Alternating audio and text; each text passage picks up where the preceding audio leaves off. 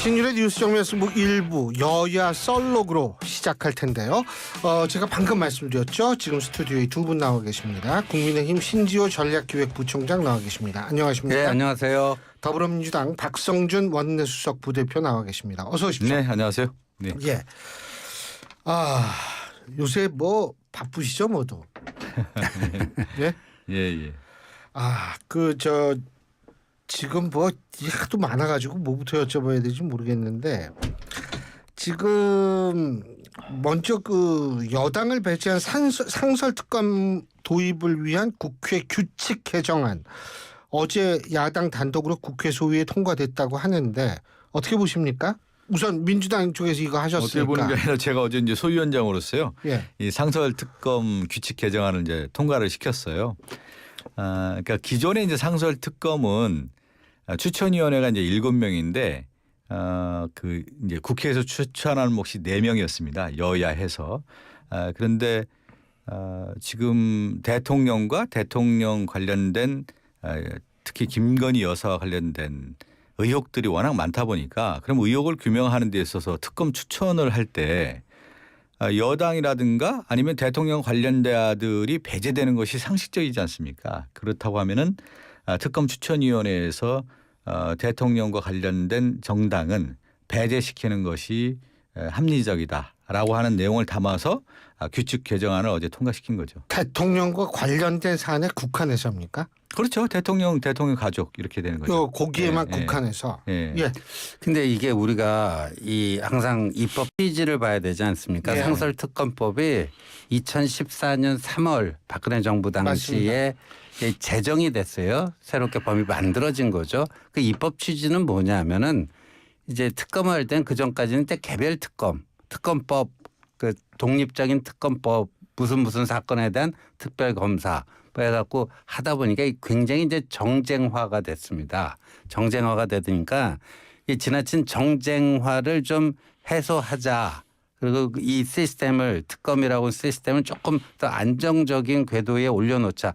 그런 취지로 이제 여야 합의로 당시에 상설특검법이 새롭게 탄생을 했습니다. 그런데 이번에 이제 민주당 측에서 어젠가요 국회 규칙, 그러니까 상설특검 특검 후보자 추천해 가는 거는 국회 규칙으로 정하게 돼 있거든요. 그 상설특검법에 보면 그 규칙을 야당이 바꿨어요. 그래갖고 원래는 법조 3년이 한 명씩 추천하고 여당 교섭단체 2명, 야당 2명 해서 이제 7명에서 이제 추천하는 건데, 그러니까 국민의힘은 쏙 빼버린 거예요. 그리고 지금대로 하면은 민주당 2명, 조국당 1명, 진보당 1명 이렇게 되게 돼 있어요. 예. 그런데 그러면 이게 개별 특검도 또 추진하시잖아요. 네. 이렇게 김건희 여사 특검법 2번 이제 폐기되고 3번째 지금 발의를 해 놓으신 건데 그 법의 그 큰 문제점은 사실상 그 선수가 심판을 고른다. 야당이 특검 추천한 특검 내에서만 고르게 하는 거거든요. 똑같아요. 그래서 오히려 저희는 좀 고맙게 생각하거든요. 뭐냐면 그거를 그 국회 규칙을 고치지 않고 저희 당도 2명 추천하게끔 하면 저희 당이 이걸 어떻게 해야 될지 되게 좀 애매해져요. 고민을 하게 돼요. 근데 이제는 고민할 필요가 없게 돼버렸어요. 이 변형된 그 위헌적 요소는 그대로 있는 거죠. 전혀 유연적이지 않죠. 뭐 변형됐다고 표현하는데 얼마나 다행입니까? 고민을 다 덜어줬으니까 야당 추천으로 해서 투명하게 조사해서 그 규명하면 되는 거고요. 지금 뭐 신지호 위원장님도 잘 알겠지만 지금 국민의 민심과 민도라는 것이 의혹 빨리 풀으라는 겁니다. 근데 그 의혹을 푸는 데 있어서 가장 방해 요소가 누굽니까? 대통령의 거부권이고 대통령과 관련된 정당이라고 하시는 국민의힘이 거부권을 행사하는 데 있어서 가장 큰 역할을 하고 있잖아요. 그러면 국민들이 바라볼 때 이 의혹은 그대로 덮어둘 것인가? 아니죠. 그러면 야당 입장에서는 이 의혹의 당사자라고 하는 사람들에 대해서는 명확하게 진실 규명을 할 수 있는 제도적인 입법을 생각할 수 있는 거고 그것은 전혀 유연적인 요소가 될 수가 없는 것이죠. 왜 그러면 대통령이 자신의 의혹에 관련된 사람을 특검을 추천하고 특검을 임명한다? 그건 말이 안 되는 거지 않습니까? 상식적으로. 그거에 대해서 그러면 저는 이렇게 역으로 말씀드리고 싶어요. 그럼 김건희 여사 특검에 대한 부분을 국민들이 70% 가까이 이렇게 찬성하고 있는데 왜 거부합니까? 지금 특검을 거부한 자가 범인이라고 윤석열 대통령이 그동안 그렇게 얘기했고 국민의힘의 정치인들이 우리 민주당을 공격할 때 아주 독특한 워딩도 아니고 일반화된 워딩으로 이 말을 썼는데 국민들은 지금 특검을 하라고 하는데 이 특검을 거부한 자가 그럼 범인이 되는 건가요? 여기까지 오지도 않았죠. 특검을 해서 절차적인 과정을 밟고 그걸 밝히고 난 다음에 무죄가 됐다고 하면 얼마나 홀가분합니까? 그렇지 않았기 때문에 여기까지 왔다고 볼 수가 있고 그런 가운데 이제 11월에 다시 김건희 여사 관련된 특검법을 재발의할 수밖에 없는 것이죠.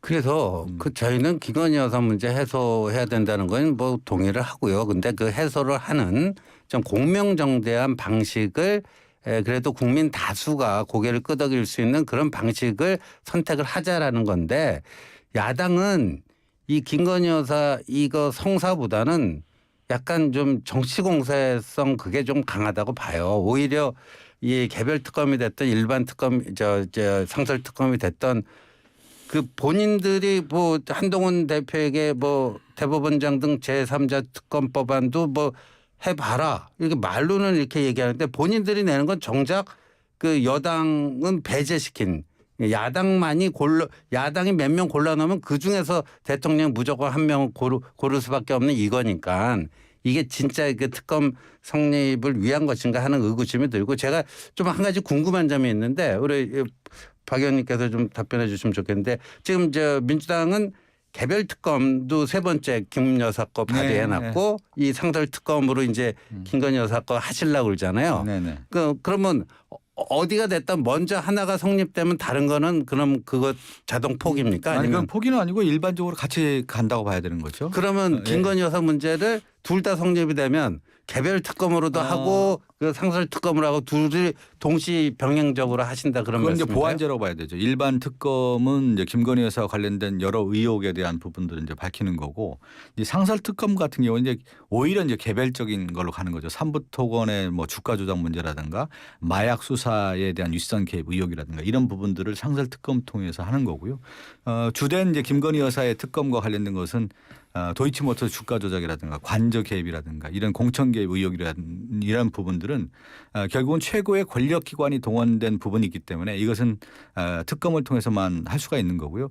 제가 다시 역으로 좀 질문을 드리면 아까 방식에 대한 얘기들을 하는데 그러면 김건희 여사 관련된 특검은 필요성에 대한 것은 다 공감한다고 하는데 어떻게 하겠다라고 하는지 안을 내셨으면 좋겠어요. 아니 한동훈 대표가 안을 내거나 국민의힘에 있는 추경호 대표나 원내에서 김건희 특검법 속된 말로 뭉갤 것이 아니라 이렇게 한번 해보자라고 하는 안을 내야 되는 것이지 어떤 안도 내놓지 않고 야당의 안은 잘못됐다라고 하는 것을 그렇게만 얘기했을 경우에는 국민의 호응을 받기는 어려운 겁니다. 그래서 저희는 지금 이제 한동훈 대표가 이제 특검이 그 워낙 그 이제 야당이 발의한 게 그 문제가 많다고 보고 일단은 이제 특별감찰관을 임명을 해서 일단 그 의혹 해소를 시도를 해보자. 그게 이제 저희들의 이제 대안인 것인데 지금 이제 우리 박 의원님 설명하시는 거 보니까 민주당은 상설 특검도 하고 개별 특검도 하고 그 하다 보면 굉장히 서로 중복되는 것들이 나올 수밖에 없는데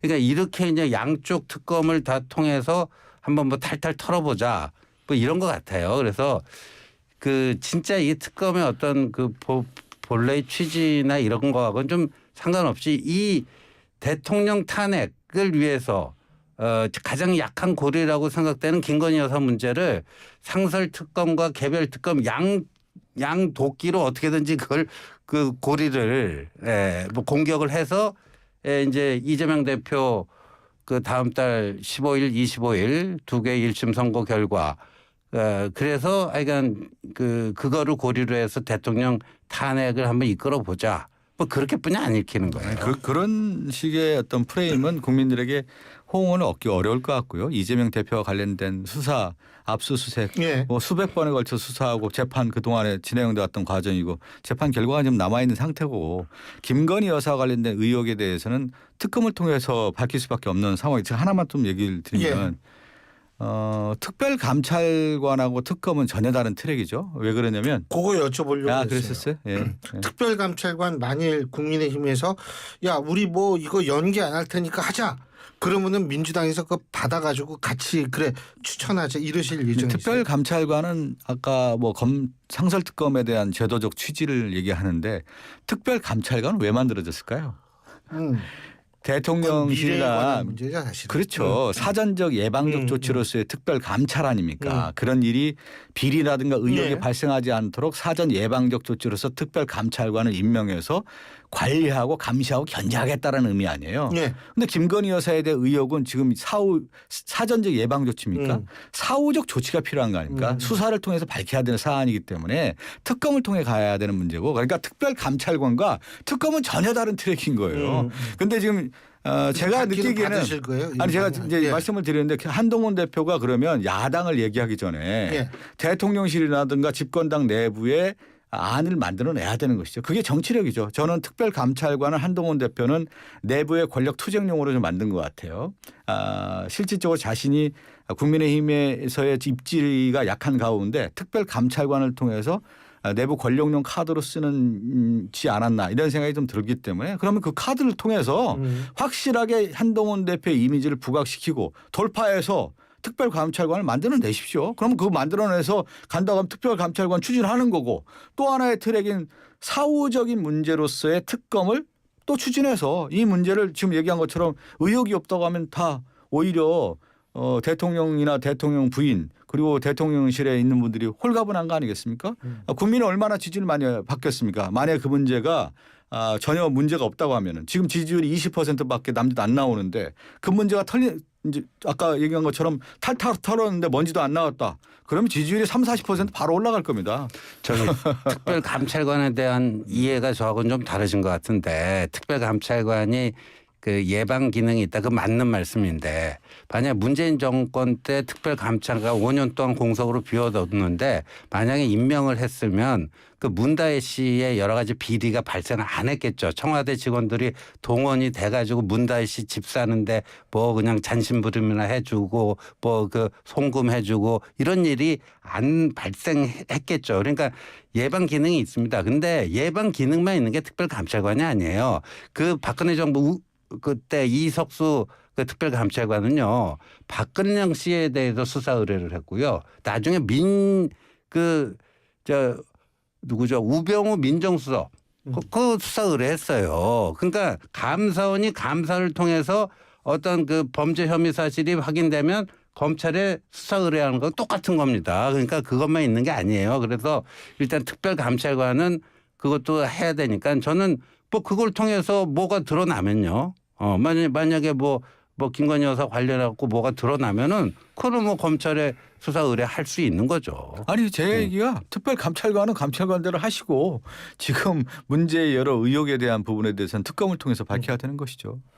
그렇게 되면 심플한 거 아니겠습니까? 뭘 이렇게 어렵게 생각합니까? 근데 거기 특별감찰관은 어떻게 투표로 하는 겁니까? 아니 어떻게 될 것 같으세요? 의원총회를 이제 다음 주에 추경호 원내대표가 열기로 했으니까 열릴 겁니다. 열려서 뭐 토론이 시작되지 않을까 싶은데 근데 뭐 이렇게 다 여당이건 야당이건 토론이 이제 진행이 되다 보면요. 의견 분포가 어느 정도 확인이 되거든요. 그러면 굳이 표결까지 안 갑니다. 좀 밀리는 쪽에서 그냥 합의를 시도하고 그러니까 저희들은 그렇게 될 거라고 봅니다. 어쨌든 뭐 특별감찰관 뭐 많은 분들이 이제 그건 최소한의 조치다 이런 얘기들을 그렇죠. 많이 하는데 이 야당이 그러니까 만약 이쪽에서 결론이 나면 협조는 해주러 특별감찰관 하시면 뭐 우리 민당에서 뭐 그렇지만 이제 특검은 특검의 트랙을 또 가는 거고요. 뭐 투트랙으로 가지만 일단 하나의 특검은 이제 트랙을 이렇게 봐야 되죠.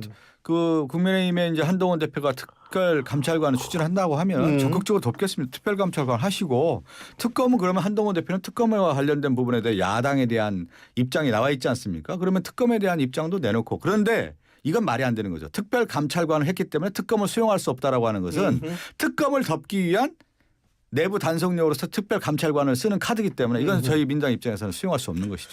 오케이.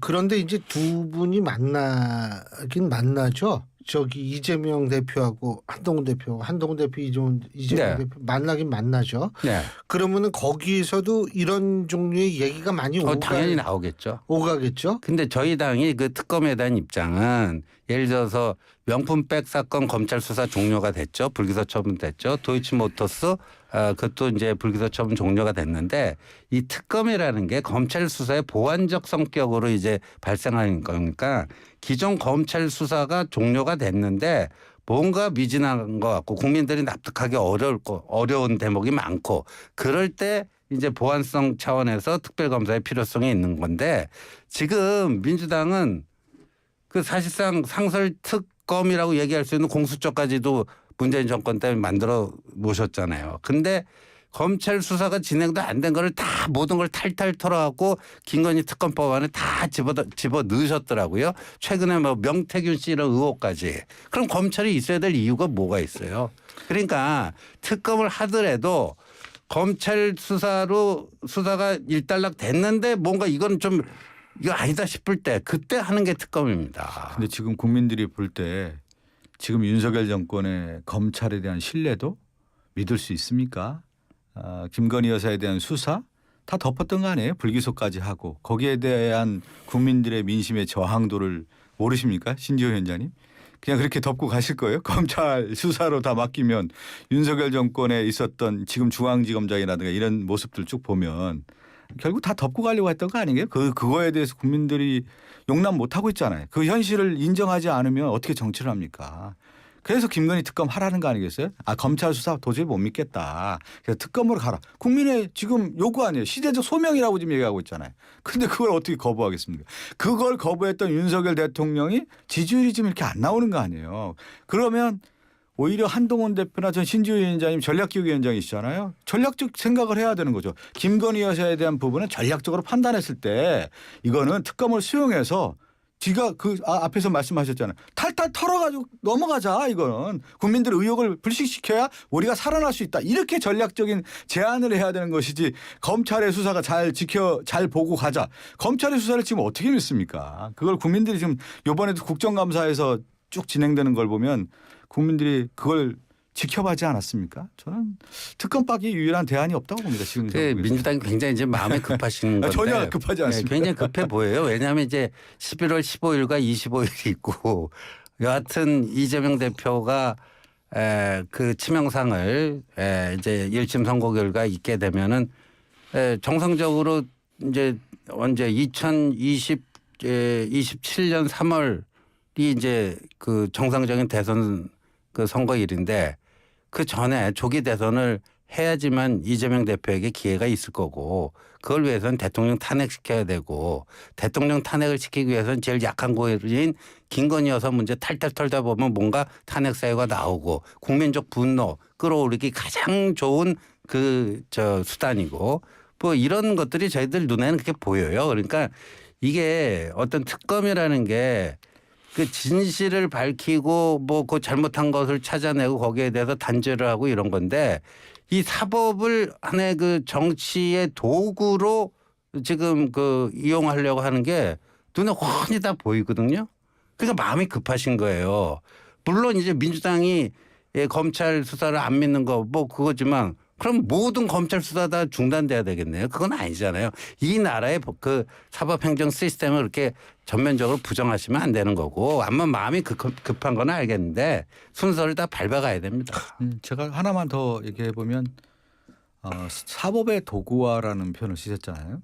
사법의 도구화를 누가 했습니까? 검찰을 권력기관의 도구화를 통해서 역대 전 세계 정권에서 보면은 그야말로 독재 정권이라든가 군사 정권에 있었던 그런 행태가 지금 윤석열 정권에 등장한 거 아니겠어요? 검찰을 동원해서 대선 이후에 야당 대표를 옥죄고 모든 권력기관을 다 동원해서 실질적으로 탈탈 털고 그런 과정들이 있어왔고 지금까지 2년 반 동안 윤석열 정권이 해온 게 뭡니까? 검찰 수사를 통한 권력 유지밖에 더 있었습니까? 국정 아젠다를 제대로 제시했습니까? 민심에 다가가는 민생 정치를 했습니까? 외교 정책에 있어서의 어떤 비전을 보여줬습니까? 이것이 2년 반 동안의 성적표로 볼 때 국민들이 도저히 있을 수 없다. 이건 무능하다는 거 아니겠어요? 검찰 정권에 맡겨서는 안 된다라는 게 지금의 국민들이 바라는 부분인데 저는 오히려 사법적 도구, 검찰을 도구화해서 법에 의한 정치를 해왔던 것이 윤석열 정권이고 그것이 국민의 민심에 큰 저항에 지금 이제 부딪히고 있다라는 거죠. 그 조국 혁신당이요. 네. 11월 10일 날 윤 대통령 탄핵 소추안 초안을 발표하겠다라고 합니다. 네. 어떻게 보십니까? 우리 헌법에 탄핵을 어떻게 규정하고 있냐면요. 직무집행 과정에서 헌법 또는 법률을 위배했을 때 탄핵 사유가 되는데 탄핵 사유. 근데 그것도 경미하게 위반해서는 안 돼요. 그 탄핵이라는 게 그 자리에서 파면시키는 거 아닙니까? 파면시킬 정도로 중대한 위반이어야 됩니다. 그래서 저는 그게 좀 관심이 가는 게 과연 조국 당에서 탄핵 사유로 그런 법적인 근거를 뭐를 들고 나올 것인가. 좀 그래도 상식 있는 법조인들이 봤을 때 저건 조금 말이 되네 하는 정도의 컨텐츠를 과연 준비할 수 있을까 물음표예요. 뭐 조국 혁신당은 조국 혁신당의 어떤 정당의 근데 민주당은 지금 거기에 동조할 생각은 전혀 지금 없는 저희는 거죠. 그런 입장을 내놓은 적도 그렇죠. 없고 그런 예. 생각을 해본 적도 없습니다. 지금. 예. 예. 그런데 어쨌든 거는 조국 혁신당이 그거다. 그럼 11월 2일 날 이제 저기 롱패딩 입고 나가시잖아요. 11월 2일 날 장외 집회를 하죠. 그렇죠. 그 장외 집회는 탄핵하고는 전혀 무관하다. 아니 이제 이 11월 2일 날은 제가 이제 원내 수석인데 원내에서 제안을 한 거예요. 예. 왜 그러냐면 이제 국정감사를 쭉 진행해보고 예. 여러 가지 이제 실정에 대한 부분들이 있는데 정치라고 하는 것은 국민에게 대국민 보고대회라는 게 필요하지 않겠습니까?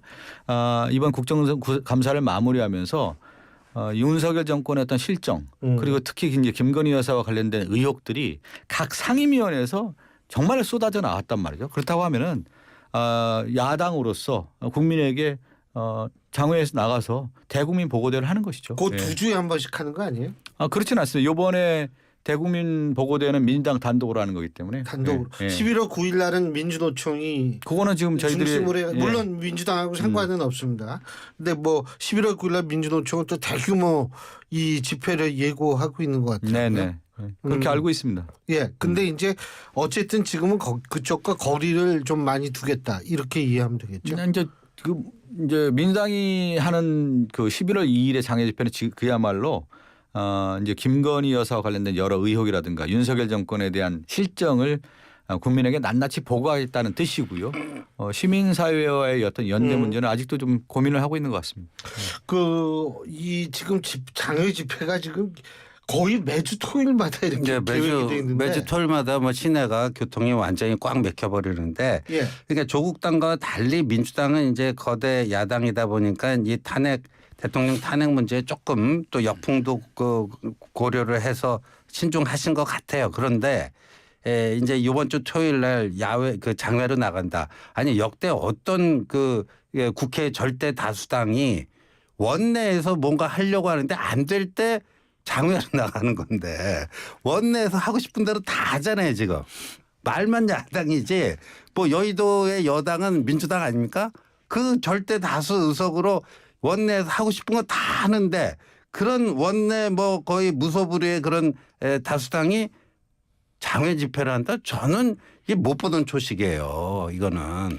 근데 이번에는 뭐 민주당 독자 집회라고 하시는데 매번 토요일 날 그걸 해왔던 그 단체가 김민석 그쪽 수석 최고위원회 친형인 김민웅 씨가 그 대표로 있는 그 단체인데 여기는 윤석열 대통령 탄핵을 공공연하게 외치고 무슨 도움까지 걷고 그런 단체입니다. 그런데 이번에는 독자로 한다지만 저는 언젠가 그 물결이 그냥 같이 그냥 합쳐질 거라고 보는데 그래서 어제도 이제 한동훈 대표도 얘기했듯이 지금 민주당이 그 금투세 관련하고 그 공개 토론까지 다 해놓고 당 지도부에 일임을 했는데 이 당 지도부가 결정을 계속 미루고 있어요. 그래서 그 배경이 뭘까 했더니 민노총 눈치 보는 거 아니냐. 장외투쟁을 좀 세게 하려면은 민노총의 그 장외투쟁 그 전투력이 필요한데 근데 민노총에서 금투세 문제는 좀 민주당하고 결을 달리 하니까 민노총 비위 맞추려고 이 금투세 당론도 정하지 못하고 이러고 있는 거 아니냐. 그런 얘기까지 나오지 않습니까? 뭐 어쨌든 시간이 다 돼가지고 예. 그 지금 다음 주, 다다음 주 뭐 이게 계속 상황이 어떻게 되는지 지켜보는데 11월 5일 날 또 미국 대선 끝나잖아요. 그 미국 대선 여파 이런 것들 한번 종합적으로 우리나라에 어떤 영향을 미치는지 좀 봐야 될 것 같습니다. 오늘 두 분 말씀 여기까지 듣죠. 네. 고맙습니다. 네, 감사합니다. 예, 지금까지 더불어민주당 박성준 원내 수석 부대표, 국민의힘 신지호 전략기획부총장 두 분과 함께했습니다. 경동남